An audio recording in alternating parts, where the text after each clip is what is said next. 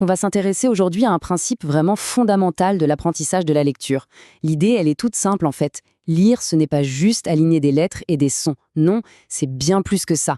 C'est découvrir des mondes entiers qui se cachent derrière les mots. Et c'est justement cette quête de sens qu'on va explorer ensemble. Voilà la question de base. On a souvent tendance à penser que savoir lire, c'est pouvoir dire à voix haute les mots qui sont écrits sur une page. Mais est-ce que c'est vraiment tout ? Bien sûr, cette compétence est indispensable, mais elle cache une vérité bien plus profonde, bien plus intéressante sur ce que lire veut vraiment dire. Exactement, c'est tout l'enjeu. Il faut aller voir au-delà de la simple mécanique des mots. C'est là qu'on trouve le véritable trésor de la lecture, le sens. C'est à ce moment-là que la magie opère. Alors voilà le principal obstacle, le piège à éviter, la lecture mécanique. C'est quand un élève arrive à lire une phrase à voix haute, sans aucune erreur, de façon parfaitement fluide, mais si on lui demande ce que cette phrase veut dire, il n'en a aucune idée. Les mots sont là, ils sont prononcés, mais le message, lui, il est complètement perdu. C'est un peu comme écouter une chanson dans une langue qu'on ne connaît pas. On peut aimer la mélodie, mais les paroles, elles, restent un mystère total. Donc pour réussir à dépasser ce défi, il faut bien comprendre les deux piliers de la lecture. D'un côté, il y a le déchiffrage et de l'autre, la compréhension. Ce ne sont pas des concepts opposés. Au contraire, ce sont des partenaires qui doivent absolument travailler main dans la main. Ici, la distinction est très claire. D'un côté, on a le déchiffrage. Ça, c'est la compétence technique. Le comment on fait pour transformer des symboles écrits en sons. Et de l'autre côté, on a la compréhension. Ça, c'est le but du jeu, l'objectif final, le pourquoi on lit, pour saisir le sens. L'un est un outil, l'autre est la finalité. Et l'un ne va pas sans l'autre. Précisons un peu ce point. Le déchiffrage, c'est vraiment la toute première étape, la fondation sur laquelle on va tout construire. C'est cette fameuse capacité à reconnaître la lettre B, puis la lettre A, et de les assembler pour faire le son BA. C'est une compétence absolument cruciale. C'est le point de départ de n'importe quel lecteur. Et là, on arrive à la destination finale.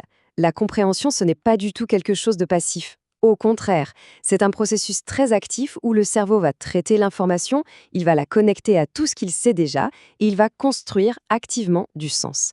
C'est vraiment à ce moment-là que le texte prend vie. Bon, d'accord, mais alors comment on fait pour construire ce pont entre la technique de base du déchiffrage et cet objectif si riche de la compréhension ?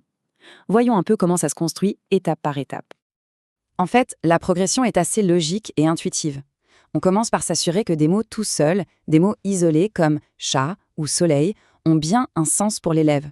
Ensuite, on va les intégrer dans des phrases simples, du type « le chat dort au soleil ». Et enfin, on passe à des textes courts, qui racontent une petite histoire. Le plus important, c'est que cette recherche de sens soit présente dès le début, à chaque étape du parcours. Attention, cette progression, son but n'est pas juste d'augmenter la difficulté petit à petit, non. L'idée, c'est de construire délibérément un pont vraiment solide, entre la mécanique du déchiffrage et la finalité, qui est la compréhension. Chaque étape va venir renforcer les fondations de ce pont pour être sûr qu'il ne s'effondrera pas plus tard quand les textes deviendront beaucoup plus complexes. Et tout ça, ça nous amène vraiment au cœur du sujet, au principe fondamental qui doit guider tout enseignement de la lecture. Et le voilà, ce principe. Il est résumé en une seule phrase, mais elle est très puissante. L'idée, ce n'est pas que l'enseignant donne le sens à l'élève, mais qu'il s'assure que l'élève le construit lui-même. Chaque mot qui est déchiffré doit immédiatement être connecté à une signification. C'est un vrai changement de perspective. Et l'implication de ce principe, elle est énorme. Ça veut dire que lire, ce n'est plus un acte passif où on reçoit de l'information, mais c'est un véritable acte de création. C'est une interaction où le lecteur devient une sorte d'explorateur, un détective qui part à la recherche du sens caché derrière les symboles. Tout ça nous laisse donc avec une dernière réflexion. Si lire, c'est créer du sens, alors enseigner la lecture, c'est avant tout donner les outils pour partir à l'aventure.